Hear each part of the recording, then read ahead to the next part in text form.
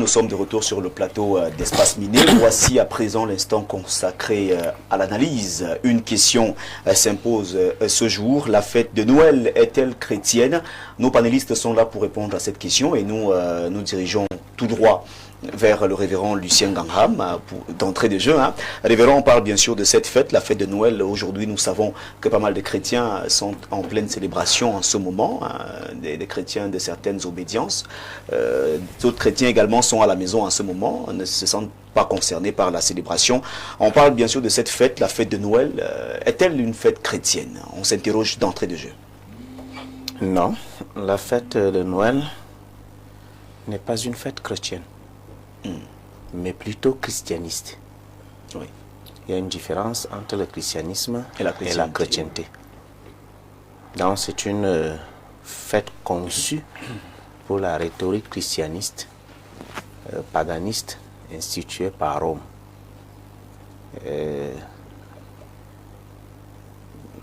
Nous, de la maison de Dieu, nous ne tenons aucune importance sur cette fête. Parce que vous êtes chrétien et vous n'êtes pas christianiste.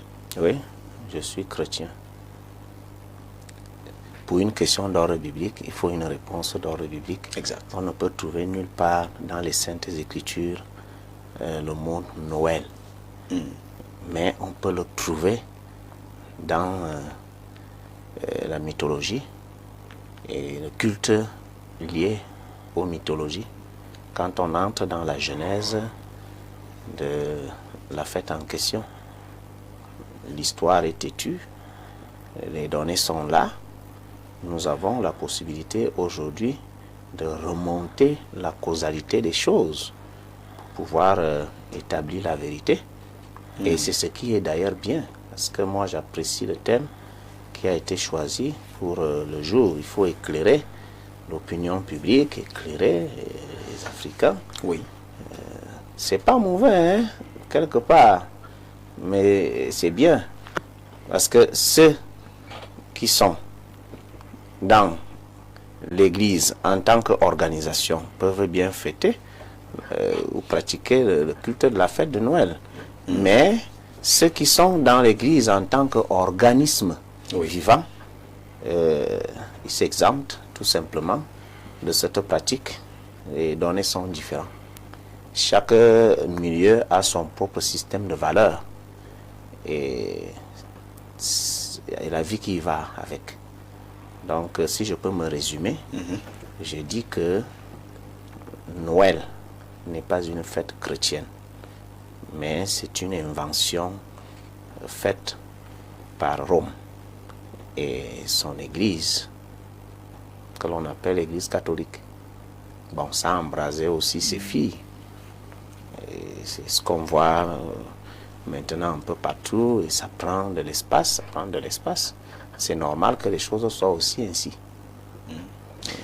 Merci pour cette première intervention. Imam Alassane, nous parlons bien sûr de cette fête. Vous êtes musulman, vous observez d'ailleurs, comme beaucoup de Camerounais, ce qui se passe en ce moment, tout ce qui accompagne cette célébration, la fête de Noël. On s'interroge donc ce matin si cette fête est chrétienne. Que pensez-vous de cette célébration? Premièrement, d'abord, avant tout d'abord, il faut d'abord connaître l'origine de la fête de l'anniversaire. Selon la Bible chrétienne, la première personne à commencer à fêter son anniversaire, c'est Pharaon. Genèse chapitre 40, verset 20. On dit troisième jour de la fête, troisième jour plus tard de l'anniversaire de Pharaon. Pharaon a fait une festin pour ses serviteurs. Donc il a tué les animaux, donc a invité ces gens donc de manger. Ça c'est la première personne à commencer à faire son anniversaire. Après maintenant, les païens qui adorent le soleil, ce qu'on appelle en anglais sont the day of the sun, people who worship the sun. Je ne vais pas utiliser ici l'anglais parce que l'émission là, ce n'est pas une émission anglaise. Elle est bilingue, hein? Vous pouvez utiliser l'anglais si vous vous sentez à l'aise. Okay. I'm saying after that, the people who worship the sun, them that take the example for the Pharaoh, them that study every year to the worship the God, the sun. That is they call in English language the Sunday. Donc, après alors, pour édifier l'auditeur et auditrice, le téléspectateur ou bien téléspectatrice, c'est-à-dire que après maintenant la mort de Pharaon, les païens qui adorent le soleil, ils ont pris l'exemple sur Pharaon, soit disant que chaque année, Pharaon est fêté son anniversaire. Pourquoi pas nous aussi, on ne va pas aussi adopter. Après encore, des décennies plus tard, les catholiques alors ils sont pris ça pour introduire dans le christianisme. Mais ce n'est pas une fête chrétienne. Les fêtes chrétiennes sont mentionnées dans la Bible. Par exemple, quand tu prends maintenant les Pâques, Pâques est mentionné dans la Bible. Quand tu prends 1 Corinthiens chapitre 5 verset 8, bel bien, donc Pâques est mentionné dans la Bible. Mais au contraire de Noël, commencement de jeunesse jusqu'à Apocalypse, nulle part là le mot Noël là est cité, ça n'existe pas dans la Bible. Premièrement.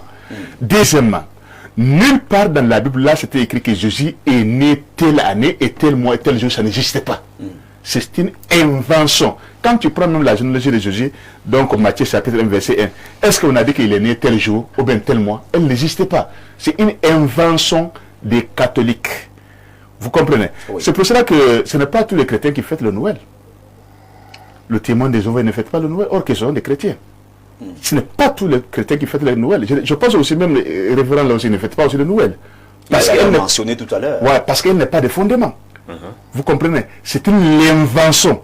Mais ce qui est plus grave, parce que les fêtes chrétiennes qui sont mentionnées explicitement dans la Bible, ils sont relégués ça à la secondaire, à la seconde position. Ils n'ont pas de valeur. Mais, mais quant à Noël, Noël a beaucoup de valeur.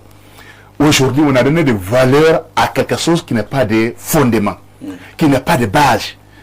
Aujourd'hui, la fête de Noël, toute une ville est bloquée, tout un pays est bloqué. On donne même le congé de 2 semaines à cause de la fête de Noël, soit des gens qui c'est la fête de l'activité. Elle n'a pas de fondement. Bon, en réalité, c'est la fête des païens. L'origine, première personne, c'est Pharaon. Genèse chapitre 40, verset 20. Première personne a commencé à fêter donc son anniversaire. Après maintenant, les païens qui adorent le soleil et aussi sont pris l'exemple, c'est Pharaon, ce qu'on appelle en anglais son the day of the sun, people who worship the sun, le jour de Dieu du soleil. Alors, révérend Guy Bayon, nous parlons bien sûr de cette célébration. Dans les églises, on parle de la naissance de Jésus-Christ. Est-ce qu'on va dire que lorsqu'on observe, vous qui êtes au contact de la Bible, Jésus est-il vraiment né un 25 décembre? Non, ce n'est pas un secret de polichinelle aujourd'hui. Nous savons clairement que Jésus n'est pas né le 25 décembre. Et il s'agit d'une tradition. Parce que dans la chrétienté, si je peux me permettre l'expression, dans la chrétienté, certains ont développé un certain nombre de traditions. Et n'est-ce pas les organisations chrétiennes catholiques, dont romaines et puis grecques, n'est-ce pas, à un certain moment de l'histoire ont jugé, du moins dans les années 336, qu'on voit ressortir, n'est-ce pas, pour la première fois le mot Noël, mais qui était d'abord en avance. Noël était d'abord une fête païenne, n'est-ce pas, qui fêtait le soleil, quoi. Mais c'était dans un contexte où l'Église cherchait à se frayer un chemin, et ils ont cru bon de devoir remplacer une fête de connotation païenne à une fête de connotation chrétienne. Dit que ce n'est pas une fête chrétienne, peut-être que je vais nuancer cela. Je vais dire que ce n'est pas une fête biblique. Vous n'allez nulle part trouver... vous pouvez sortir de la chrétienté, vous restez dans la Bible. Non, je viens. Laissez-moi. La Bible. Ayez le respect de m'écouter. Allez. Je suis un théologien chrétien. Je t'en prie. Voilà. Donc, je suis parfaitement dans mon cours. Allez-y. Donc, je suis théologien, ça veut dire que j'analyse la situation. Je ne fais pas moi-même une tradition. Parce qu'il y a une tradition de ne pas fêter, il y a aussi une tradition de fêter. Donc, tout ça, c'est des traditions. Exact. Voilà. Donc, ce que je fais une analyse théologique de la situation. Je dis, voilà comment ça a commencé. Il y a une grande partie de la chrétienté qui fête Noël. Ce n'est pas négligeable que les protestants, les catholiques fêtent Noël. Une bonne partie des églises de réveil, moi je suis des églises de réveil, une bonne partie, j'ai grandi dans une église de réveil, la moitié de l'église n'était pas là le jour de quand Noël tombait comme ça, la moitié de l'église ne venait pas. Ça veut dire qu'il y avait des gens qui étaient contre et d'autres qui étaient pour. Dans la même église. Dans la même église. Donc c'est une problématique assez importante à soulever aujourd'hui, mais également il faut comprendre, parce que nos téléspectateurs attendent de comprendre si oui ou non, si c'est bon, si c'est mauvais, si Dieu l'accepte ou Dieu ne l'accepte pas. Donc voilà, ce que je veux dire simplement, c'est que à un certain moment dans les années de la naissance de l'Église, nous sommes dans le 4e siècle, donc l'Église est à la croisée des chemins.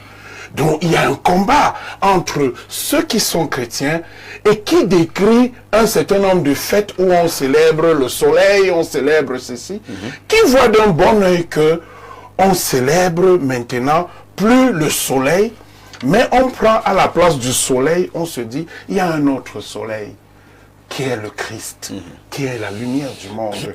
Donc si on célèbre la lumière du monde, qui est le Christ, à la place du soleil païen, pour eux, ça serait une bonne chose. C'est comme les fêtes de la traversée. Beaucoup sont dans les fêtes de la traversée. Est-ce qu'ils vont chercher à savoir d'où ça vient, la traversée? Est-ce que même la fin d'année est le 31 décembre? D'ailleurs, il y a des amalgames qui sont là-dessus. Mais je dis que nous devons un peu grandir. La Bible, n'est-ce pas, nous conseille que, n'est-ce pas, ce qui n'est pas le fruit de conviction est péché. Si vous trouvez bien que, n'est-ce pas, Noël pour vous, ça vous rappelle que le Christ était né un jour et que je crois que ça peut aller. Si vous ne croyez pas à cela, c'est là que ça devient un péché si vous le faites. Donc chacun doit agir selon ses convictions. Mais moi je dis que ce n'est pas biblique, ça veut dire que vous ne trouverez jamais dans la Bible un verset, un mot qui s'appelle Noël. Mais il y a ce qu'on appelle des traditions. Certaines églises font les réunions d'enseignement. Chez moi, c'est les mardis. Les vendredis, c'est les prières. Ça, ce sont des traditions d'église. Mais est-ce que Dieu attend les gens mardi pour les enseigner? Ou bien attend les gens le vendredi pour recevoir la prière? Non, tout ça, c'est des façons dont on fait pour pouvoir gérer la vie chrétienne. Pour clôturer mon propos, c'est juste pour dire que je crois clairement qu'il y a un certain nombre de pratiques, sur le plan pratique, certaines choses qui dans l'histoire se sont établies, mais ce n'est pas mauvais en soi. Ce n'est pas mauvais en soi. Je ne pense pas que ceux qui fêtent Noël aujourd'hui le fêtent en disant nous fêtons le soleil, nous tournons du côté, nous faisons des prosternations païennes. Non, c'est pas comme ça. Je pense que pour ceux qui le fêtent, ils se disent c'est la fête pour eux de la nativité, célébrer le fait qu'il y a eu un sauveur qui est venu dans ce monde, qui est né pour sauver les gens. Donc maintenant, ceux qui ne le fêtent pas parce qu'ils ont en arrière-plan le souvenir du fait que c'est peut-être pas la naissance du Christ, le jour du 25 décembre. Il faut se souvenir. C'était une fête qui était à l'origine une fête païenne. Alors ils disent, moi je vais pas fêter cela, c'est de leur plein droit de ne pas fêter cela. Mais je pense pas qu'il faut ameuter les gens par rapport à cela. Celui qui croit qu'il doit le faire. Le révérend insiste, il voudrait rajouter quelque chose. On va prendre Tote pour sa réaction aussi. Oui, je vais dire ceci. Faut bien gérer le temps. Il faut déjà partir sur la différence qui se situe au niveau du christianisme et la chrétienté. Parce que nous avons ici d'un côté une organisation des corporations qui travaillent pour la défense de leurs intérêts et de leurs fonctions. Et ça, c'est l'église de l'État. L'église qui est mélangée ou qui s'est mariée à l'État au Concile de Nicée. nous parlons de Rome et ses actions civilisatrices. De l'autre, ici, nous avons l'Église en tant qu'organisme vivant, la maison de Dieu, qui est l'appui et la colonne de la vérité, selon le livre de 1 Timothée. Ouais, on ne peut pas faire l'amalgame. Jésus n'est pas né en décembre. Jésus, et d'ailleurs, si nous regardons, les saisons n'ont pas changé. Nous avons le cycle des saisons, ça n'a pas changé. Jésus n'est pas né en hiver. Jésus est né au printemps. Si on va en Israël et qu'on regarde le cycle du temps, on va trouver que le printemps ne tombe pas le 25 décembre. Nous allons continuer. Merci, révérend. Eh bien, Dr Todd, qui est également avec nous sur ce plateau, hein, vous vivez ces moments, vous avez grandi dans ce milieu où chaque 25 décembre, c'est bien sûr la fête de Noël qui est célébrée. Vous avez grandi au Cameroun, vous avez vu tout ce qui accompagne cette célébration au Cameroun, vous avez vu tout le marché qui tourne autour de cette grande célébration. On parle bien sûr de la fête de Noël. Eh bien, votre regard, lorsqu'aujourd'hui vous êtes égyptologue, vous avez fait des recherches, votre regard sur cette célébration, parce qu'il est bon de s'interroger. Hein, ce matin, lorsqu'on parle bien sûr de la fête de Noël, est-ce que c'est une fête chrétienne? Vos companélistes ont déjà donné leur point de vue à propos. Votre point de vue? Il faut préciser que l'égyptologie est un complément de mes études. Oui. Donc, ontologue, métaphysicien et égyptologue. Oui. Donc, en ce qui me concerne, déjà, on dit que Jésus est né le 25 décembre. Déjà, le personnage dont on parle dans la Bible, là, Jésus, là, ce n'est pas un personnage historique. C'est-à-dire que ce n'est pas un homme, c'est-à-dire l'homme qu'on décrit, qui a eu 12 disciples, qui a multiplié les pains, qui marchait sur l'eau, qui est mort, qui est ressuscité, qui est monté au ciel. Ce personnage n'a pas existé.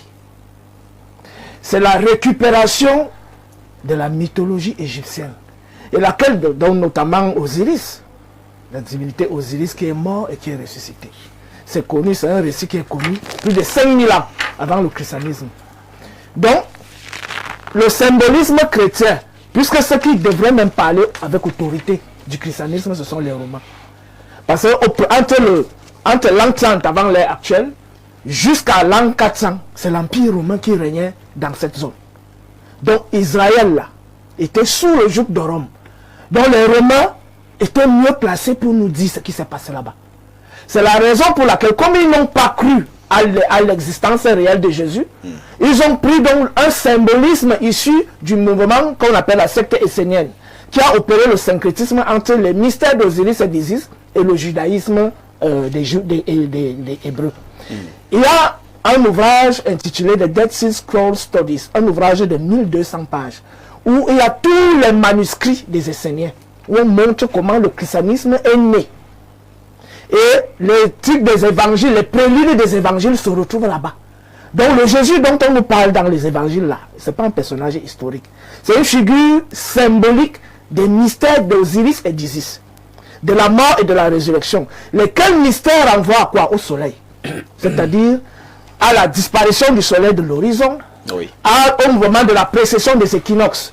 Maintenant, je vais expliquer ce que c'est en réalité. Puisqu'on dit que Jésus est mort et le troisième jour, il est ressuscité, n'est-ce pas? Mais sauf qu'il est ressuscité avec le corps, n'est-ce pas? Et ce corps-là est monté au ciel, alors qu'on dit que le ciel n'hérite pas du sang et de la chair. On va dire que c'est le corps de gloire, mais est-ce que le corps de gloire peut manger le couscous avec moi? Comme il est allé manger avec ses disciples et autres. Donc le corps de gloire, là, ça ne peut être qu'un corps physique qui peut manger. Et donc si ce corps est monté au ciel, le même livre dit le ciel n'hérite pas du sang et de la chair. Donc on est là essentiellement dans une interprétation symbolique. On est dans le symbolisme. Et ce symbolisme, ce sont les mystères de l'astronomie, c'est-à-dire le soleil. Et que signifie la précession des équinoxes?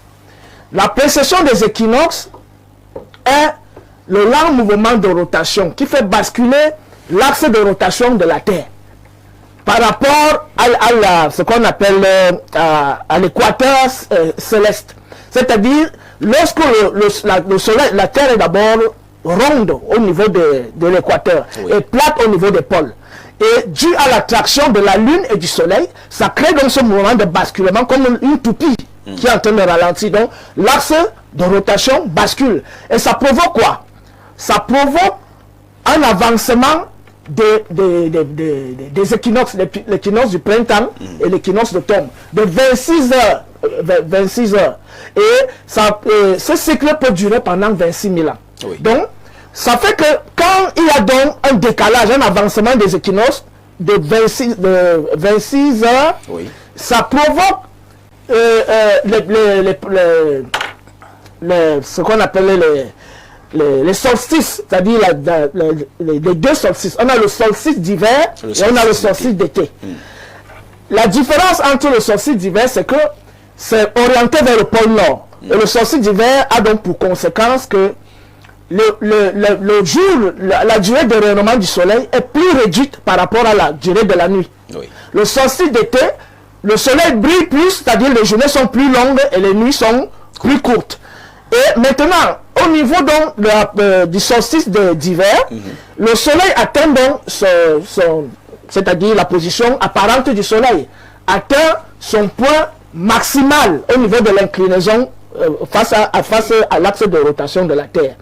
Et lorsque ça atteint cette position maximale, ça fait que le soleil brille de moins en moins. Vous allez voir depuis le 20, entre le 20 et le 25, le soleil brille de moins en moins.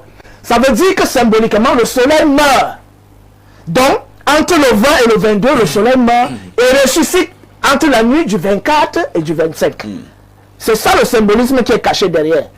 Donc, en fait, la mort apparente et la résurrection apparente du soleil, c'est apparent dû au mouvement de basculement. C'est-à-dire, au fur et à mesure que la Terre bascule, le soleil prend une position et une inclinaison. Donc, on ne fête pas la naissance de Jésus.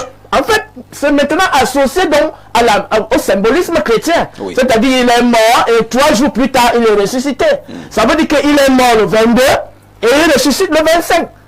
Donc, les Romains, comme ils savaient que Jésus n'a jamais existé, ils ont récupéré le symbolisme des Esséniens et ils ont adopté ça au culte solaire, c'est-à-dire astronomique. Oui. Donc, ce que les gens font aujourd'hui, c'est effectivement la renaissance du soleil. Et vous allez voir sur la tête de tous les saints, vous allez voir l'auréole, qui est le symbole du soleil. Et maintenant, quand on entre même dans le mystère, chacun de nous est un soleil en miniature. Oui. Le centre de rayonnement intérieur qui crée une aura autour de nous. Nous émettons des lumières. Pour ceux qui ont les yeux, peuvent donc constater que tout le monde émet une aura, un rayonnement. Donc, de même, il y a un soleil sur le plan cosmique, de même chaque existant doté d'un feu intérieur émet un rayonnement de type solaire. Et maintenant, quel est le rôle du soleil dans la nature? Les gens n'adorent pas le soleil pour dire que c'est Dieu. Oui. Le soleil est l'une des manifestations de Dieu, de la divinité fondamentale. Le soleil joue un rôle majeur dans la vie sur Terre. C'est grâce au soleil que nous respirons, grâce au phénomène de la photosynthèse. C'est le soleil. Vous jouez dans le thème? Vous êtes... Bien sûr, je suis dans le thème. Parce que c'est un peu loin. Et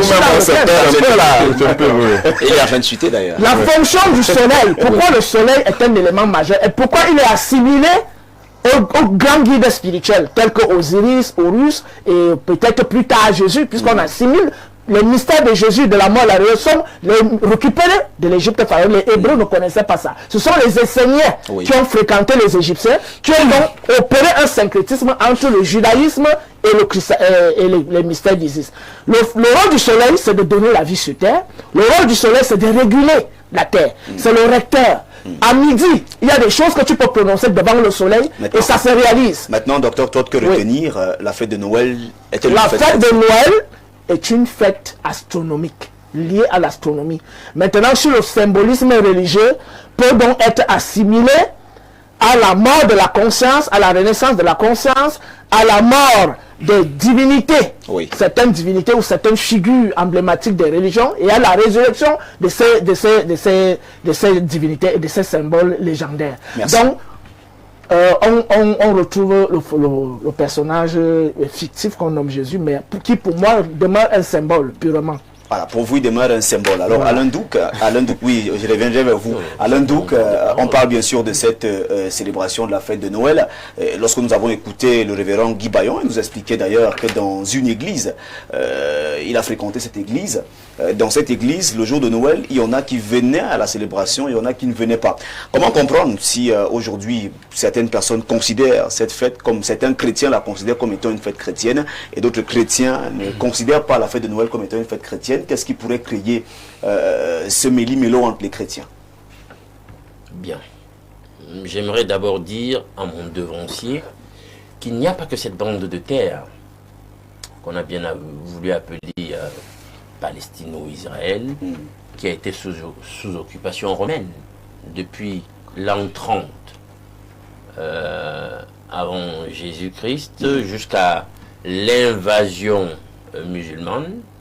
On sait, avec la mort de Marc Aurèle et de Cléopâtre VII, on sait que même l'Égypte a été sous domination romaine. J'ai dit toute la zone. Je n'ai pas parlé seulement d'Israël. Je n'interviens pas dans le temps des paroles des gens depuis, c'est stratégique. Je ne veux pas qu'on interfère dans mon temps de parole. D'accord. Donc, à ce niveau, la terre en question a été sous occupation romaine, de même que l'Égypte. Les Romains ont été une puissance hégémone. Il faut qu'on retienne ça. Même l'Égypte a été écrasée par Rome. D'accord? Dans le fil des puissances hégémones, on a commencé par Babylone, on est passé par les Médo-Perses, on a eu la Grèce et puis on a eu les Romains. Donc, si ce n'est que pour l'écrasement et la domination de la zone en question, l'Égypte l'a subi. Oui. Bien, et je tiens à rappeler que la bande de terre en question a été jusqu'à 1850 appelée l'Afrique du Nord-Est. Afrique du Nord-Est, cette bande de terre. Elle a été, c'est-à-dire que l'érudition l'a reconnue comme faisant partie intégrante de l'Afrique. Il faut déjà que les gens comprennent ça. On ne parle pas des nouveaux et plus récents découpages liés à la colonisation, patati patata. Oui. Bien. Si c'est dit, maintenant je vais dire autre chose. Écoutez les amis, je veux croire qu'aujourd'hui les gens veulent démontrer qu'ils sont des savants. Mais alors des savants qui parfois sont d'une érudition dont on ne peut pas répondre. La science, elle ne commence pas avec nous, les postmodernes. Vous ne pouvez pas dire d'un personnage historique tel que Jésus, le Christ, qu'il n'a absolument pas existé historiquement, pendant qu'on a des données d'érudition historique qui appuient entériner son existence. Par ailleurs, donc vous voulez dire que sur 1900 années, tout le monde était totalement inepte, imbécilisé, con, nescient, pour reconnaître que le personnage en question ne peut souffrir d'aucune contestation sur le plan historique, dont l'érudition commence avec vous. Parce que le mouvement du déni du Christ commence en réalité au 19e siècle. Avant ça, tous les érudits étaient d'accord, de façon consensuelle, unanime, sur son existence. Comment se fait-il que c'est au 19e siècle que néanmoins, qui désormais est dans le déni, et pendant qu'il dénie l'existence en question, ramène-toi à chaque fois l'Égypte. L'Égypte, il n'y a rien hors des limites de l'Égypte. Il faut arrêter ça, on n'est pas si dupe. On n'est pas dupe. Il faut arrêter ça, c'est pas de la science. Parce que si vous pensez que la science commence avec vous, vous êtes le plus inepte des hommes. La science ne commence pas avec vous. Avant vous, il y a eu des lumières, des intelligences, et vous devez les reconnaître, monsieur. C'est comme ça. Bien. Ceci dit, je rentre dans le sujet maintenant. Allez-y, Alain. Bien. Je suis vraiment très triste de constater qu'on se fabrique maintenant. Moi, je parle toujours de la chrétienté. Je ne veux pas savoir ce que dit le christianisme parce que le christianisme, c'est la doctrine idéologique religieuse de l'Empire. Oui, c'est ça. C'est un instrument politique. C'est ça. Je m'intéresse à ce que j'aime appeler la chrétienté ou encore son synonyme, la foi du Christ. Et elle est bibliquement ancrée. Et je m'en tiens à ça. Alors, si on dit la fête de Noël est-elle une fête chrétienne, la racine du mot chrétien ou du substantif chrétienne, qu'il soit adjectival ou alors nominal, on sait que la racine c'est Christ. Oui. Du coup, je vais me rassurer. Ça veut dire que l'autorité de la fête en question doit venir du Christ lui-même. Oui. Ou alors d'une pratique qu'on doit à l'église primitive. Des gens qui ont eu un contact physique avec Jésus. Son église, ses apôtres de la première l'avant-garde. Christ valide ou a pratiqué, c'est ses compagnons d'avant-garde, est-ce qu'ils ont validé l'institution en question? Si c'est le cas, je valide. Ça veut dire que c'est biblique. J'ai un élément d'apologétique qui me permet de défendre sur le plan théologique l'institution en question. Voilà. Si ce n'est pas ça, je récuse, monsieur. Je récuse.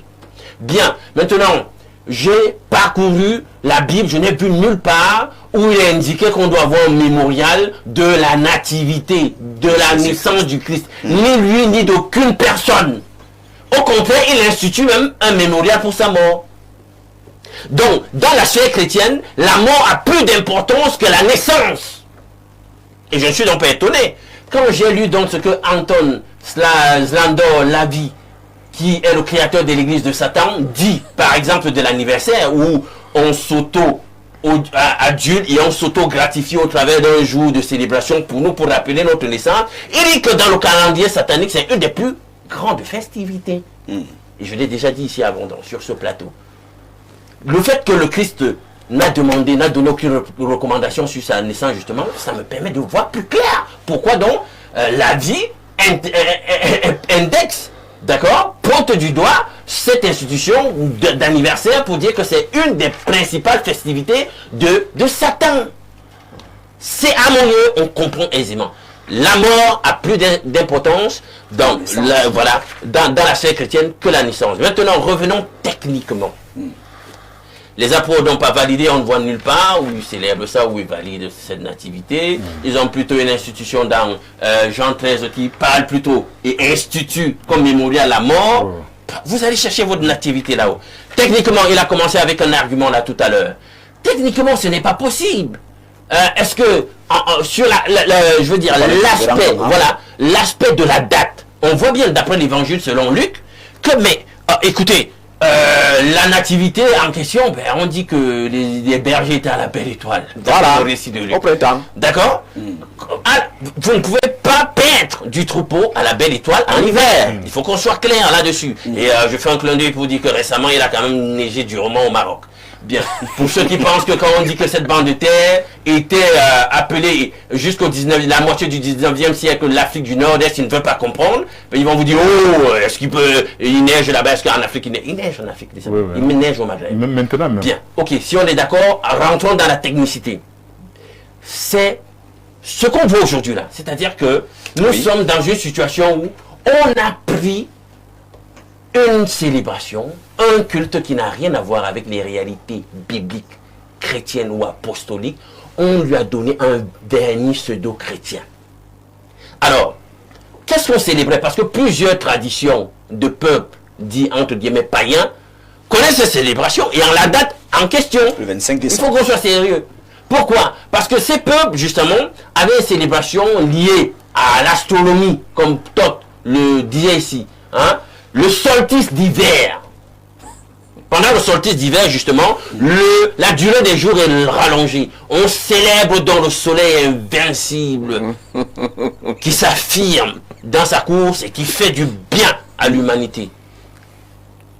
Les gens utilisent une tradition païenne, ils lui mettent un vernis chrétien pour dire, par la suite, par Libère, l'empereur Libère au 4e siècle, on va, oh non, on va célébrer maintenant le soleil. Jésus, le soleil est invincible. Mais non, Jésus ne vous demande pas de faire ça.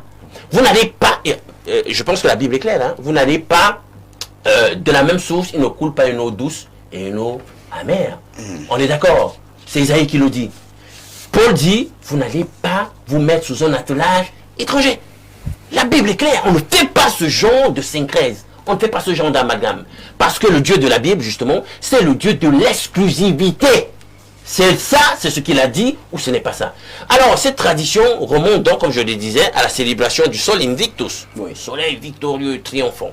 Pendant le prolongement du jour en période hivernale. Les festivités commençaient pour ces peuples-là, parce qu'il y a les peuples celtes, les peuples germaniques d'Europe, et tout du panoplie de peuples qui connaissaient cette célébration, car en réalité, elle commence au début des civilisations humaines à Babylone. Je vais donc vous expliquer comment ça naît, cette célébration du soleil invincible.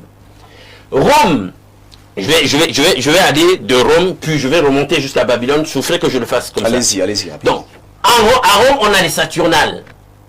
Parce que Saturne, là-bas, vous le savez, on a disait-il, une planète. Moi, je ne valide pas cette terminologie qui s'appelle Saturne, dans un astre. Dans les Saturnales, donc, c'était une réappropriation romaine donc, de la fête des célébrations païennes autour du solstice d'hiver. Oui. On partageait des cadeaux, comme vous voyez, on fait là. Et voilà, il y avait des réjouissances. Ça commençait vers la zone du 18 là-bas, 19. Et le point culminant, c'était justement le 25 décembre. Chez les Celtes, c'est connu sous le nom, cette célébration du solstice d'hiver est connue sous le nom de Yule. D'accord? Vous allez voir que les Romains, qu'est-ce qui fait la particularité des Romains? Ils assuraient une syncrèse d'un certain nombre de philosophies, d'idéologies et de cultes d'emprunt aux précédentes civilisations hégémones qui les avaient précédées. Les civilisations qui sont venues avant elles. Donc, les Saturnales permettaient une réappropriation du culte de Mitra. Mitra qui est le dieu soleil appelé dans le langage persan Servan. Oui. À quoi ressemblait donc Servan, à qui on doit les Saturnales romaines, à qui on doit le culte de Mitra? Mitra, le dieu soleil, c'est aussi son nom. Vous savez comment l'archéologie et l'histoire nous représentent Mitra, appelé Servan? Non. Il est mi-visage homme et lion, avec des ailes. Ça vous rappelle quelque chose pour ceux qui étudient la Bible. On représente aussi un certain nombre de personnalités bibliques dans le symbolisme apocalyptique de cette façon-là. Les chérubins, les chérubins, les chérubins. Sauf que lui, Servan, vous savez ce qui se passe avec lui? Au niveau de ses pieds, il a des serpents qui montent sur lui comme ça sur ses pieds. Et là, pour ceux qui maîtrisent la Bible, ils peuvent faire le parallèle. Tout à l'heure déjà, on a vu qu'il y a un rapprochement entre Servan et des figures angéliques qu'on connaît, les chérubins. Oui. Maintenant, on voit qu'il y a le symbolisme du serpent aussi, puisque ses pieds ont des serpents. Or, dans la Bible, le symbolisme du serpent est rattaché à une personnalité biblique qu'on connaît, qui est un archange qu'on connaît effectivement, qui est Lucifer, appelé le serpent ancien. Oui. Donc vous pouvez donc vous faire déjà mentalement une représentation de qui peut être la personnalité angélique derrière Mitra, derrière Servan, des Perses. Bien, les Perses eux-mêmes ont emprunté la célébration en question du solstice d'hiver autour de Mitra et de Servan à qui? Aux Babyloniens, la civilisation hégémone qui l'a précédée. Et vous savez ce qui s'était passé à Babylone? On a une personnalité et une divinité. Elle étant, moi, je n'ai pas la malhonnêteté de dire qu'elle n'a pas existé historiquement. Osiris a effectivement existé. Parce que c'était une personnalité historique que nous aussi on connaît dans la Bible comme Nimrod. Pour vous, Osiris n'est pas un symbole. Bien. Il est connu en Égypte comme Osiris. Son père, Cam, est le fondateur de Babylone. Et il se trouve que... On voit que l'émission est finie. Hein. Chacun son temps de parole, tu vas rebondir. Nimrod... Non, l'émission n'est pas finie. Elle sera même très longue. La hiérarchie nous a accordé jusqu'à 12h. Voilà, elle sera même très longue. Nimrod a épousé sa propre mère, Sémiramis, appelée encore Cybèle, ou Rhea, qu'on connaît en Égypte sous le nom d'Isis.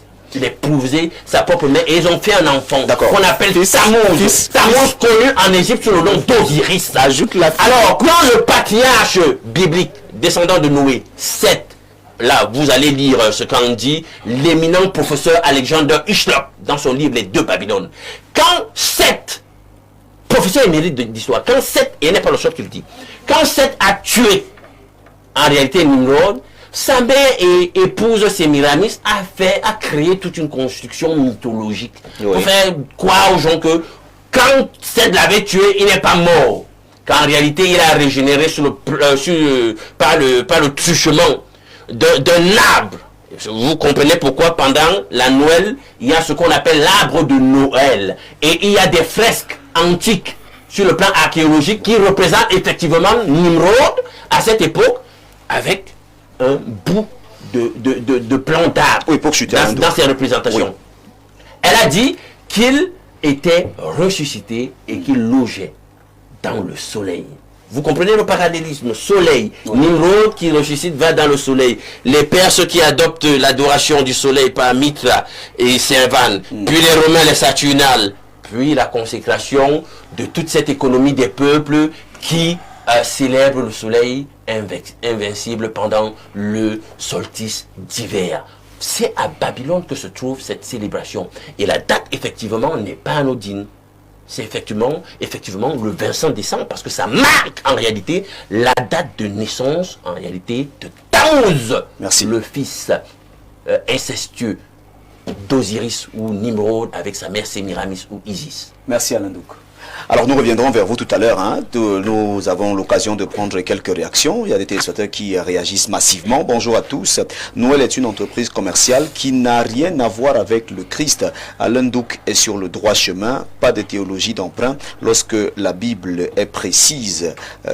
Malheureusement, le téléspectateur n'a pas signé son message. Nous prenons le message de Philippe qui nous écrit depuis Douala. Bien le bonjour à vous, Espace Miné. Peu importe la date, le jour où le Christ est né, le plus important, c'est de reconnaître que Jésus est né et dont nous, chrétiens, nous nous rappelons de sa naissance. Le reste, ok. Merci à Philippe qui précise que les chrétiens se rappellent néanmoins que Jésus est né. Alors nous prenons cette autre réaction. Salut à vous sur le plateau. Dans cette histoire de religion que les Occidentaux nous ont apportée et imposée, c'est l'homme noir qui est perdu à l'intérieur juste parce que les cerveaux ont été formatés. La preuve, vos invités n'arrivent pas à s'accorder. Quand les Africains vont vraiment se réveiller, ils vont abandonner toutes ces croyances qui viennent d'ailleurs. C'est Wandala Oumar qui nous écrit donc depuis le quartier Omnisport, ici même à Yaoundé. Le brillant journaliste Alain Douk a tout dit. Ne vous mettez point sur un joug étranger et d'une même source ne peut couler de l'eau douce et de l'eau amère. Donc pour moi, Noël est une initiation à l'occultisme, mais beaucoup ne voient pas cela. Cependant, nous tolérons et vivons avec ceux qui les célèbrent sans les gêner. Mais au fond, cette fête est dangereuse. Bonne émission. Cédric depuis Douala, nous faisons savoir que cette fête est dangereuse. Bonjour Info TV, je suis Jacques Martin. À monsieur qui porte la croix, je pense que vous voulez parler ici du révérend Bayong. C'est le seul qui porte la croix dans ce studio. Merci pour l'impolitesse. Voilà. Notre téléspectateur. Bien sûr. Depuis quand la lumière a-t-elle besoin des ténèbres pour briller? Il s'interroge. Sauf votre respect, mais votre première intervention engendre encore plus d'incompréhension chez ceux qui veulent comprendre si la fête de Noël est chrétienne ou non. Il faut faire la différence entre christianisation et christianisme originel. La christianisation change les étiquettes, on attribue à des idoles des cultes de fêtes païennes les attributs du divin, on garde le rituel païen, mais on change le chant. C'est ici que se trouve Thoth dans son explication, mais cela n'a rien à voir avec le christianisme originel. Le christianisme originel, c'est un séisme, c'est l'abandon total des idoles pour se tourner vers Dieu vivant, d'où la Noël n'est pas chrétienne, car Dieu ne s'identifie pas aux traditions imposées par les hommes. Marc 7, verset 23, vous annulez ainsi la parole de Dieu par votre tradition. Merci donc à M. Jacques Martin qui nous a écrit ce matin et qui a donné sa participation à ce programme. Rebonjour le panel, je suis très ému de partager les idées de mon défunt père, l'un des pionniers en égyptologie en Afrique, pour ceux qui l'ont connu, Bombok Nkot Bisek. Pour parler du fondement de Noël, il faut interroger la date de naissance de Jésus et donc en réalité son existence ou non. Il explique que jusqu'à date, personne n'a pu de façon claire et unanime situer la date de naissance de Jésus, encore moins son existence. De ce fait, la naissance de Jésus est passée du 21 août puis en septembre pour atterrir le 25 décembre qui correspond à la célébration du solstice d'hiver. Merci à Kabrek Pouga depuis Edea qui revient donc ce matin par cette réaction. Bonjour le plateau. La fête de la nativité appelée Noël est la fête de naissance de Jésus-Christ le 25 décembre. La naissance Marie 8 septembre. Tout ça se résume sur calendrier grégorien utilisé par le catholicisme. Je reconnais 3 types de calendriers, grégorien, julien et maya. Chacun a sa date. Peut-être qui ne sont pas, chacun a ses dates qui ne sont peut-être pas exactes. Le pasteur, lui, il utilise quel calendrier qu'il nous explique. Peut-être c'est là-bas la vérité, une référence dans son église à Bimté, C'est Antoine qui nous écrit ce matin. S'il vous plaît, faites un effort de bien écrire. Hein. Ça nous facilite la tâche. La fête chrétienne est plus importante, c'est la Pâques. Donc, c'est Marco qui vient préciser que la fête chrétienne la plus importante, c'est la Pâques. Bonjour le plateau. Sur le sujet, moi je pense que Noël, c'est une fête chrétienne, car le mot chrétien est universel. Tous les enfants de Dieu, que tu sois musulman ou catholique, et j'en passe. Si c'est faux, ça crée une autre polémique. C'est vrai que personne ne connaît le jour où Jésus est né, mais on fait avec ce qu'on nous a montré et nous montré à nos parents et grands-parents. C'est Patou depuis Sam SCDP. Merci à Patou qui nous fait savoir que lui fait avec ce qu'on a montré à ses parents et ce que ses parents lui ont montré. Salut à tout le panel d'Info TV. Nous devons suivre le chemin de M. Alain Douc et très belle démonstration d'ailleurs dans ses propos. Salomon depuis Douala. Nous reviendrons avec les réactions tout à l'heure. Le temps pour nous de poursuivre avec ce programme. Révérend Lucien Gangham, je vous ai vu tout à l'heure pendant que je rendais ces messages, vous étiez en train de prendre des notes, mais il faut dire que nous sommes encore dans ce thème. On parle de la célébration de la fête de Noël, on s'intéresse également à tout ce qui tourne autour de cette célébration, parce qu'on constate que lors de la fête de Noël, c'est bien sûr le grand commerce dans les marchés. Je voudrais rappeler que notre discernement ne réside pas sur ce que nous voyons, ouais, oui, ou sur ce que nous disons, mais sur ce que nous recevons de ce que nous voyons et disons. Oui. Qu'est-ce que j'entends par là?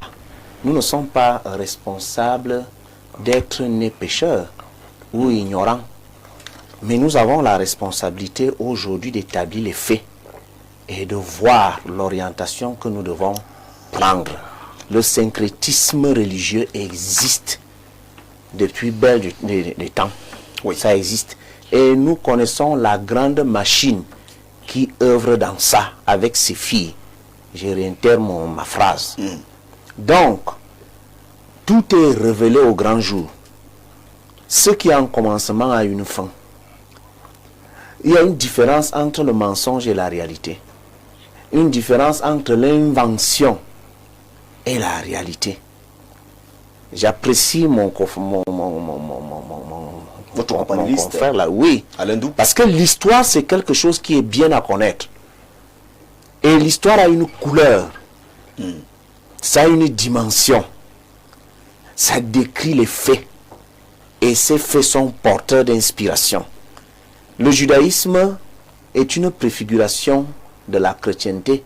Quand on parle du mot chrétien aujourd'hui, pour la première fois, ce mot a été évoqué dans la Bible en Antioche.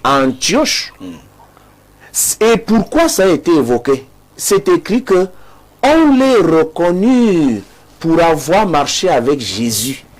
Parce qu'il parlait comme lui, faisait des choses comme lui. Alors on les a appelés chrétiens. Aussi, la rhétorique églisienne relève aussi le fait qu'il existe des faux Christ. Nous avons des vrais et des faux. On a bien établi la différence entre les deux entités. Oui. Il faut la considérer parce que si on entre là, on établit la vérité. L'Égypte et son histoire est récente. Il faut remonter. Je vais même encore plus loin parce que lui, il allait prendre les empires à la base. Et quand on cite ou on nomme des grands empires, l'Égypte ne figure même pas là-dedans. Nous avons l'empire babylonien, nous avons les Perses et les Mèdes, nous avons les Grecs et nous avons Rome. Cette petite entité que nous avons ici. Avant les courants, l'Égypte était hégémone. Ouais, maintenant, il faut considérer, quand on parle de l'histoire, le temps, l'espace, la géographie et les saisons, et même les personnages. La Bible ne porte pas que le personnage de Jésus. C'est un récit d'inspiration des œuvres à caractère divin. Donc nous avons la maison du devin et nous avons la maison du divin avec des inspirations différentes. Rome fait ces choses et le Dieu vivant et tout puissant du ciel fait ces choses. Et pour corriger le propos de Todd, je voudrais rappeler à Todd que c'est écrit à propos de l'histoire de Jésus. Oui. Que la parole s'est faite chair. La parole s'est faite chair en passant par la lumière. Jean chapitre 1. La parole s'est faite chair, pleine de grâce et de bonté. Donc, Jésus est la révélation visible du Dieu invisible. Dans la dispensation filiale du rachat, c'est-à-dire que on tuait les animaux dans l'Ancien Testament pour apporter des sacrifices et des offrandes. Alors, nous sommes passés du judaïsme à la chrétienté. Il est l'accomplissement de la loi et les prophètes, le seul sacrifice qui a été fait une fois pour tout, pour que ce qui était avant soit annulé. Ça veut dire qu'aujourd'hui, si dans le christianisme, on pratique encore des sacrifices d'ordre divers avec des animaux et autres, ce qu'on trouve là dehors, il n'en est pas ainsi en ce qui concerne la vraie adoration. Donc, nous n'allons pas rester longtemps ou spéculer assez longtemps sur les origines de la fête de Noël. Ça remonte même plus loin. Il faut relire ou aller visiter l'histoire de Cybèle et Attis pour comprendre la genèse de la fête de Noël. Maintenant que dit le récit, je l'ai tiré ici. Voici ce récit. Il n'est pas écrit par moi. Ce n'est pas écrit par moi. Ni par, c'est pas moi, mais c'est un acte de mythologie gréco-romaine. On parle de Séramis, de Cybèle. Vous l'avez apporté pour nos téléspectateurs. Oui, c'est important. On parle de Cybèle ici. Et c'est bien écrit ici que il est à noter du point de vue chrétien que Cybèle est parfois considérée à l'instar de Lilith comme la grand-mère de Satan. C'est ce qui est écrit. L'histoire est têtue. C'est une histoire écrite qui relève des mythologies, de la conséquence des mythologies dont le frère a évoqué tout à l'heure. Oui, révérend, oui. Je crois que vous voulez rester dans l'histoire, mais je vous ai posé. C'est important l'histoire, parce que nous avons aussi un parchemin biblique. Merci de revenir là, mais nous avons un parchemin biblique avec ce personnage. Pour que nous puissions gagner en temps. Et nous sommes en train de consommer le temps qui nous est réservé ce matin. Il est important que nous puissions également permettre aux téléspectateurs, à propos de l'histoire, de comprendre certaines choses. Je suis revenu sur l'organisation qui accompagne cette célébration. Qu'est-ce qui pourrait justifier cela? C'est le commerce. Il y a le commerce et il y a l'implémentation de la machine gouvernementale romaine qui agit à des buts civilisateurs. C'est-à-dire que Rome n'a pas changé. Rome, il y a la Rome papale, il y a la Rome conciliale, il y a la curée romaine. Et c'est une grosse machine qui fonctionne pour assujettir des peuples. Vous savez, pour apporter la civilisation quelque part, il y a des choses qui passent avec. Nous avons la culture, l'éducation, l'hôpital, et bien d'autres, la religion. Alors, l'idée c'est une arme très efficace pour combattre et assujettir les gens. Si nous ne pouvons plus établir les faits tels qu'elles sont et établir la véritable adoration, on sera des perdus. J'ai suivi un internaute tout à l'heure qui a dit, bon, on a trouvé ça, nous devons faire avec. Non, il ne faut pas faire avec. Il faut établir les faits de sorte qu'on trouve l'orientation qui nous permet d'apporter une meilleure adoration. Parce que on ne peut pas investir son âme à la perte. C'est un mauvais investisseur. Celui qui investit prédit l'avenir. Oui. Quand vous investissez une âme, vous prédisez votre avenir. Et si vous ne vérifiez pas l'étiquette et le contenu de la banque à laquelle, ou bien l'entreprise à laquelle vous allez investir vos affaires, vous serez le meilleur perdant à long terme. Donc, il faut que le sujet soit exposé et qu'il soit pris en compte. Merci. Pour que la révélation de la vérité porte. Merci. Et que l'opinion publique restaure les choses. Ça permet donc que ceux qui veulent aller avec le syncrétisme religieux, qu'ils aillent. Ceux qui veulent rester avec la vérité, ils restent. Avant de prendre Imam Alassane, révérend Bayong, nous sommes bien sûr dans cette célébration. C'est un thème assez important. D'ailleurs, nous avons pas mal de réactions de nos téléspectateurs. Si aujourd'hui, on peut véritablement comprendre avec les explications données par vous, panélistes, que la naissance de Jésus n'est pas dans la Bible, n'est pas une fête que l'on retrouve dans la Bible, et que c'est la Pâque que l'on retrouve parmi les fêtes évoquées dans la Bible, ça voudrait peut-être dire que les chrétiens n'ont pas pour obligation de célébrer la naissance de Jésus. Moi, je pense qu'il faut ramenons les choses très pratiquement, parce que nous perdre parfois dans ces terminologies égyptologues, gréco-romaines dans le passé. Ce qui intéresse les gens aujourd'hui, c'est de savoir si je me retrouve à l'église ce dimanche-ci, est-ce que je fais mal? Est-ce que c'est mauvais? Je veux dire que chaque action pour un chrétien, chaque action que Jésus a posée, chaque chose qui concerne sa vie est prophétique et a une valeur qu'il faut considérer, soit la naissance, d'ailleurs qui a été célébrée par les anges, gloire à Dieu dans les lieux très hauts et paix sur la terre pour ceux qui l'agréent. Donc pour dire que nous ne pouvons pas dire que la naissance de Jésus ne mérite pas de célébration, ce serait une erreur fondamentale. Et seulement le problème qui se trouve, c'est que la fête de Noël a été prise à un moment où, n'est-ce pas, c'était célébré par les païens. C'est-à-dire, il y a peut-être Longondo, prenons Longondo aujourd'hui, se célèbre, et puis à Douala, il y a un conflit, il y a une communauté chrétienne qui est là-bas, et là, il y a la communauté du Ngondo qui est en train de célébrer à une date particulière de l'année, et finalement, au fil des temps, les gens des chrétiens se disent, voilà, nous à ce jour-là, nous fêtons la naissance de Jésus. Est-ce que si nous le faisons, est-ce que c'est mauvais? Ça, c'est la question, de manière pratique. Maintenant, les bababa, les bobobos et tout ça que personne ne peut comprendre ici. Je veux simplement chuter sur le texte de Paul à l'église de Colosse. Il dit dans Paul à Colosse, dans le chapitre 2 au verset 8, qu'aucun homme, allons d'abord, que personne de vous, dans le verset 8, il dit que personne ne fasse de vous sa proie par des philosophies, des vaines tromperies, s'appuyant sur les traditions des hommes, sur les rudiments du monde. C'est ce que vous faites. Écoutez, je viens.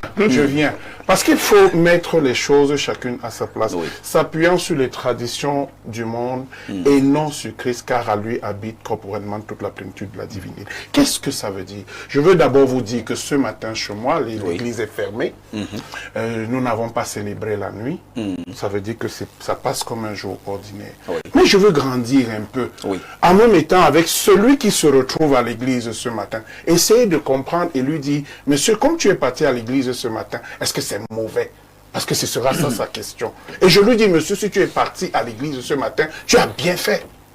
Ce n'est pas un problème. Mais fais attention. Est-ce que le fait que tu sois parti à l'église ce matin, tu es en train de glorifier le Christ ou bien tu es en train de faire comme les païens font? C'est ça que je dis à celui qui va à l'église. C'est bien comprendre ma démarche. C'est une démarche pastorale que je fais. Je ne viens pas juste raconter des blablabla aux gens. Je lui dis, monsieur, t'as pas mal fait. Mais encore, voici comment Paul équilibre. Dans le même chapitre, Paul équilibre dans le verset 18, il dit, le verset 16 d'abord, que personne ne vous juge au sujet du manger, du boire, au sujet d'une fête, au sujet d'une fête, Noël y compris, d'une nouvelle lune, c'est-à-dire... Non, écoutez... Non. Apprenez...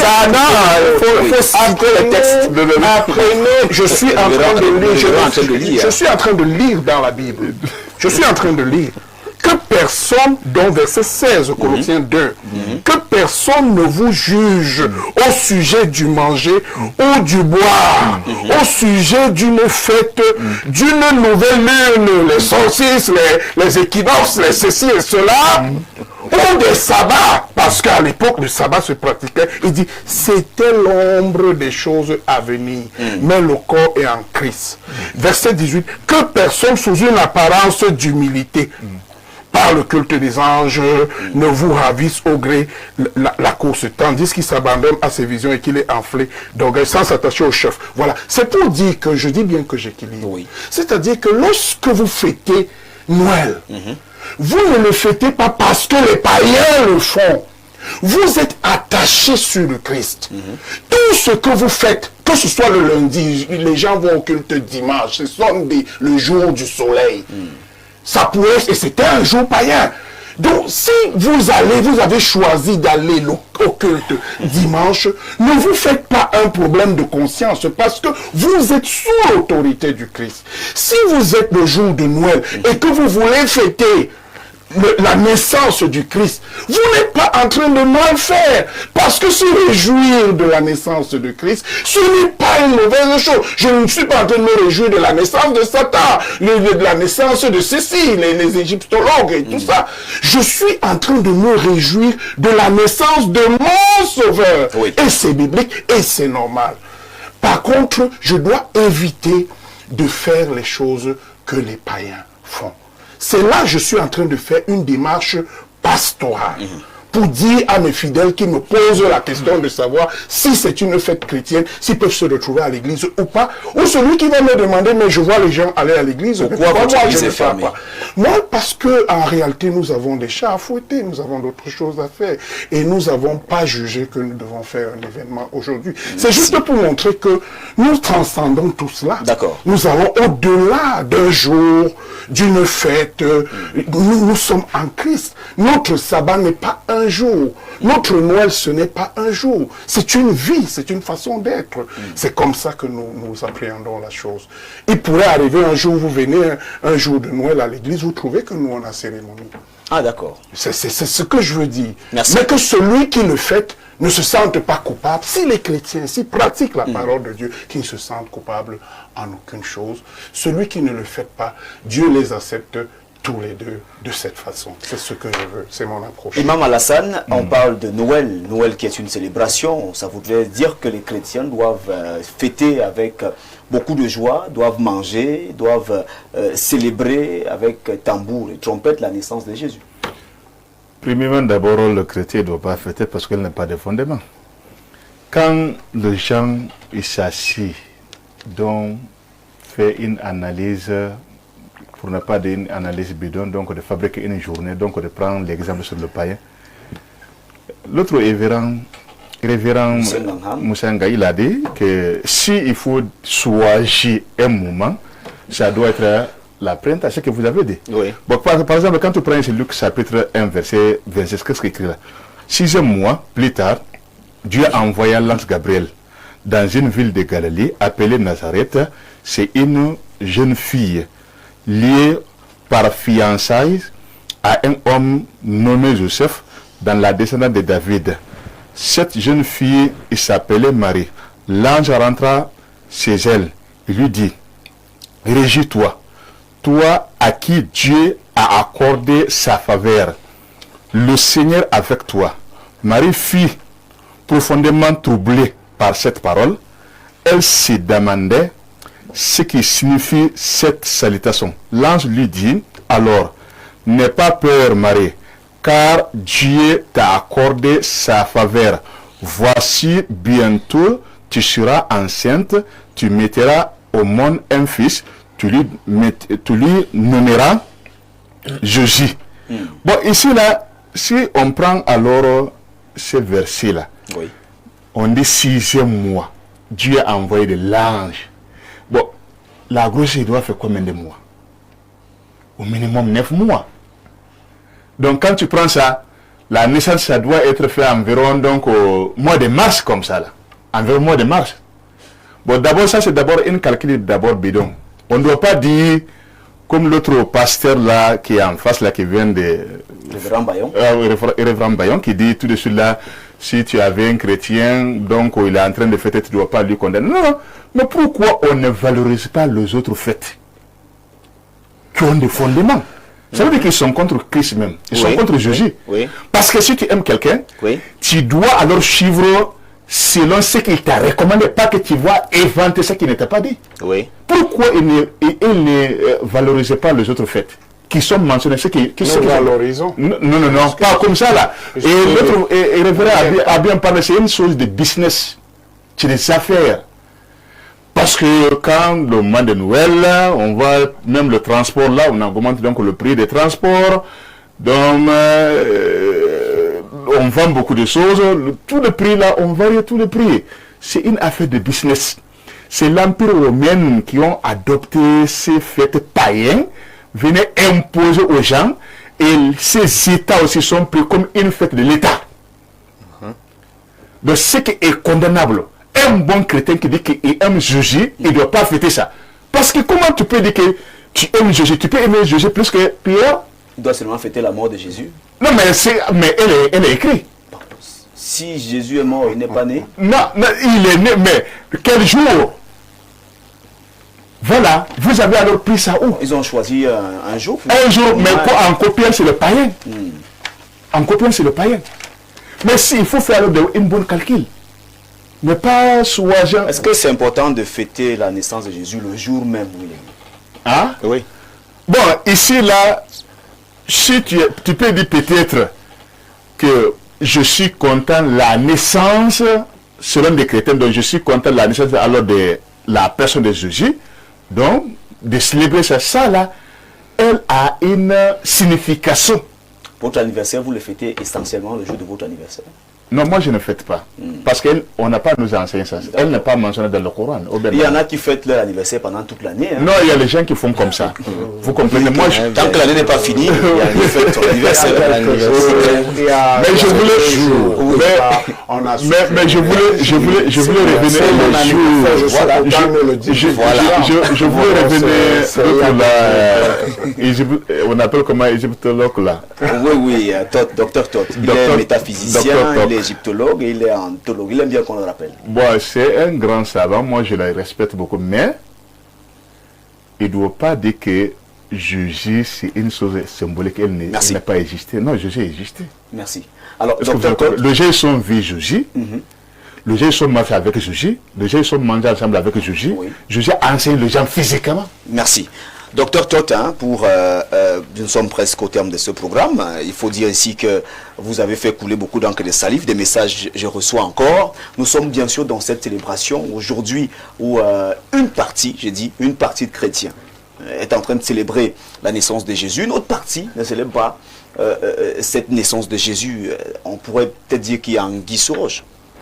Bien sûr, entre eux-mêmes, ils sont déjà divisés, comme vous le voyez là. C'est normal. Donc c'est clair.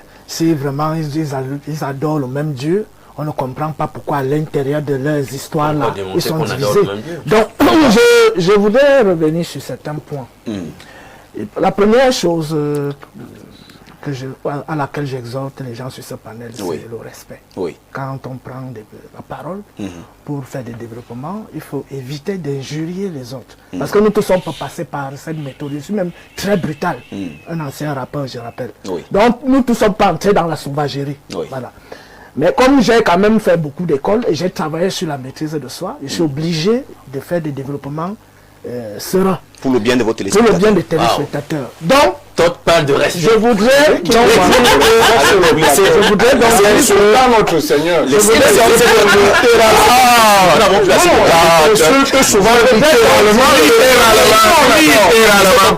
parle de respect. Prenons ça comme ça. J'étais en train de dire que oui, Todd.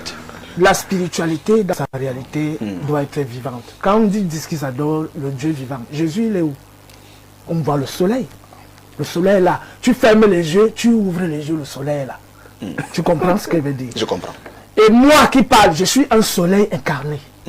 C'est-à-dire que je suis une lumière qui a baissé de vibration et qui a pris corps. C'est ce que je suis. Le soleil est une réalité. Jésus est où? Moi, je suis une réalité. Jésus est monté au ciel. Non, ça c'est des conneries. Le corps ne monte pas au ciel. Le peuple libre dit le sang et la chair. Le ciel ne mérite pas du sang et de la chair. C'est une contradiction flagrante. On ne peut donc pas dire que quelqu'un est monté au ciel avec le corps. Ça veut dire que c'est une fiction. Point barre. Maintenant, je fais donc un développement en disant, moi je vois le soleil, je vois mes ancêtres, je ne vois Jésus nulle part. Là, Dieu vivant, là, je ne le vois pas. Moi, je suis dans la réalité. Les vibrations qui nous entourent, l'intelligence qui anime tout ce qui existe. Voilà la vraie spiritualité. Pas les imaginations que la Bible a dit, que l'autre a dit que... Nous, on vit le rêve. Je sors d'un rituel lundi passé qui s'est déroulé. Je crois lundi, c'était quand le 21 ou le 22. Effectivement, en adéquation avec cette séance que vous voyez la traversée là. Oui. C'est un rite traditionnel.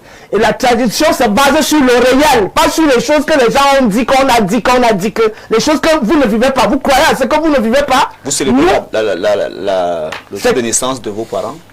Bien sûr. Vous célébrez en mémoire le jour de naissance La commémoration, de vos parents? même le jour du départ. Il y a des rites traditionnels pour ça. Moi, je suis un traditionnaliste. Vous et la arrivez tradition, de célébrer l'anniversaire de votre grand-père bien sûr. Bien sûr. en commémoration. Bien sûr, la tradition est vivante. Ce n'est pas les histoires des livres qu'on a dit que ils sont dans les prêts à penser. Moi, je suis dans le réel. La vraie spiritualité est expérimentale. Donc, quand on rentre maintenant sur le personnage fictif qu'on appelle Jésus, un individu dont on découvre la tombe au 4e siècle, c'est-à-dire que l'impératrice Hélène, la mère de Constantin, demande à ces gars que, mais comment depuis 4 ans vous parlez de quelqu'un qui n'a pas de tombe? Il envoie dans une expédition au Proche-Orient, on part, on fouille partout, on ne voit rien. On arrive donc sur un sanctuaire de Vénus, la déesse de la beauté, qui chez les Grecs est Aphrodite. On casse le sanctuaire. À l'intérieur, on trouve un crucifix et des reliques à l'intérieur. Ils baptisent dès ce jour que ça là, c'est la tombe de Jésus. Au 4e siècle. Donc, du 1er siècle au 4e siècle, il n'y a pas de pèlerinage sur une certaine grotte où on aurait enterré Jésus. C'est au 4e siècle qu'on découvre la tombe. Il y a d'abord ça. Il est dit qu'il devait naître de la généalogie de David. Jésus n'est pas de la lignée de David. Jésus n'a pas de date de naissance. Il n'a pas d'acte de naissance. Et pourtant, on dit qu'il y a eu un recensement sur Quirinus. Il devait avoir un acte de naissance. Il y avait les écritures, on établissait, il y avait le papier à l'époque. Rien. On établissait les évangiles, bien sûr, quand on parle de recensement, c'est pour les actes de naissance. Les évangiles, le plus ancien évangile chrétien, est rédigé en l'an 125 de l'ère actuelle, c'est-à-dire plus de 100 ans après l'existence de cet individu, l'évangile le plus ancien. Et cet évangile ne retient que 4 lignes, 4 phrases, pour dire que c'est les évangiles qui nous disent que Jésus, dont les apôtres de Jésus existent 150 ans plus tard. C'est-à-dire que les gens ne vivent même pas ce qu'ils viennent raconter. Donc les romans ont effectivement, il y a le débat sur l'existence de Jésus a eu lieu pendant plusieurs conciles, concile de Nicée, concile de ceci, où les gens se donnaient des coups de poing pour soutenir leurs arguments. Tu te rends compte de ça? Du 3e siècle jusqu'au 6e siècle, il y avait des débats sur l'existence de Jésus. Et il dit que c'est au 19e siècle que les gens ont commencé à dire que machin. Donc je conclue donc en disant ceci. Ceux qui disent que le 25 décembre, ils fêtent Jésus, je ne suis pas avec eux. La naissance de Jésus, je ne suis pas avec eux. Il faut retenir que la date située entre le 22 et le 25 décembre, c'est la naissance et la mort du soleil. Vous avez ceux qui ne fêtent pas la naissance de Jésus-Christ. Je suis avec ceux qui fêtent la tradition, la vraie. C'est-à-dire, et tout homme que nous sommes là, quand tu meurs, 3 jours plus tard, ton esprit sort, ça se met sur la tombe. C'est exactement le même phénomène qu'on voit avec le soleil. Merci. Donc, nous sommes dans la réalité et ils sont dans les histoires qu'on raconte dans les livres. Voilà. Alain Douc. Je vais lire un passage, mais avant, je tiens quand même à dire, c'est pour ça que quand on n'est pas instruit sur un sujet, il ne faut pas en parler. Parce que quand on parle de sources documentaires, actes de naissance, à une époque où la technique de production d'un papyrus était un enjeu terrible pour procéder même simplement à la conservation documentaire, et ce n'était pas n'importe qui pouvait se le permettre, qu'aujourd'hui quelqu'un vienne parler sur un plateau. Vous ne voulez donc pas qu'à un moment on soit condescendant vis-à-vis de vous. Alain Douc Gagnon en temps. Faut être sérieux, dites la vérité aux gens. Oui. C'est pas, vous êtes dans la guerre idéologique tout le temps. Même bien mensonge, je ne tolère pas ça. Bien, la colère de Dieu se révèle du ciel contre toute impiété et toute injustice des hommes qui par leur injustice tiennent la vérité prisonnière. Car ce qu'on peut connaître de Dieu est évident pour eux, puisque Dieu le leur a fait connaître. En effet, les perfections invisibles de Dieu, sa puissance éternelle et sa divinité se voient depuis la création du monde. Elles se comprennent par ce qu'il a fait. Ils sont donc inexcusables, puisque tout en connaissant Dieu, ils n'ont pas donné la gloire qu'ils méritaient en tant que Dieu et ne lui ont pas montré de reconnaissance. Au contraire, ils se sont égarés dans leur raisonnement et leur cœur, sans intelligence, a été plongé dans les ténèbres. Ils se vantent d'être sages, mais ils sont devenus fous. Et ils ont remplacé la gloire du Dieu incorruptible par des images qui représentent l'homme corruptible, des oiseaux, des quadrupèdes, des reptiles et même leur soleil. On ne va pas adorer la créature, la création en lieu et place du Créateur. Chez les chrétiens, je ne parle pas du christianisme, je dis dans la foi chrétienne, ce n'est pas envisageable. Donc la démarcation doit être claire entre vous et nous. Ce n'est pas possible chez nous. Bien maintenant, je pense qu'il faut redéfinir les mots apostasie et péché, idolâtrie pour certains. Et c'est ce que bien de personnes, parce que maintenant on met tout le monde dans le même panier, on dit vous êtes tous chrétiens. Pourtant, en fait, s'il faut regarder sur le critère de l'apostasie, nous ne sommes pas tous chrétiens. D'aucuns se sont déjà détournés. Ils se sont apostasiés. Je tiens à vous dire que le Christ s'identifie dans Jean 14, 6 comme étant le chemin, la vérité et la vie. J'insiste sur la vérité. Un philosophe a dit, il n'y a pas quelque chose de plus grand ou de personne qui supplanterait la vérité. Ça veut dire que ce n'est donc pas un hasard si Jésus s'est identifié comme étant la vérité. Si vous commencez à botter en touche la vérité à chaque fois, vous vous apostasiez. Vous rejetez la vérité, vous rejetez le Christ, vous rejetez le Seigneur. Vous êtes dans l'apostasie, vous êtes dans l'idolâtrie. Entrez dans une maison dite chrétienne et trouvez l'arbre de Nimrod qui symbolise la résurrection de Nimrod dans le salon, avec les guirlandes qui serpentent comme un serpent sur l'arbre en question. C'est de l'idolâtrie. Mais vous voulez justifier ça. Donc Dieu doit s'accommoder à vous, doit se calibrer par rapport à vous, à votre apostasie. Au lieu que vous soyez obéissants et fassiez les choses comme Dieu a fait de le faire. C'est incroyable ce siècle. C'est un sujet qui est assez vaste, mesdames, messieurs, chers téléspectateurs. On pourrait prendre toute une journée, mais nous pensons vraiment que pour cette partie, vous avez eu assez d'éclairage. Nous avons fait un tour dans l'histoire. Nous nous sommes rapprochés un tout petit peu de ce que vous vivez au quotidien. Nous nous sommes rapprochés de cette célébration. Merci donc à nos panélistes qui ont répondu présents ce matin. Révérend Lucien Graham qui nous vient de Balmayo. Je vous ai dit qu'il a effectué un déplacement pour être là aujourd'hui. Merci d'être passé. Révérend Guy Bayong, très apprécié par nos téléspectateurs de plus en plus. Merci également d'être passé sur ce plateau. Docteur Toth, merci pour le passage. Nous n'allons pas oublier de remercier Imam Alassane. Et comment ne pas remercier le très éminent, notre très éminent journaliste, qui de plus en plus est percutant. Il est d'ailleurs l'invité permanent de ce plateau, Alain Douk. Merci encore d'être passé ce matin. Je t'en prie. 25 décembre, l'émission de ce jour est terminée. Très bonne suite des programmes sur Info TV. Bonne fête à toutes et à tous.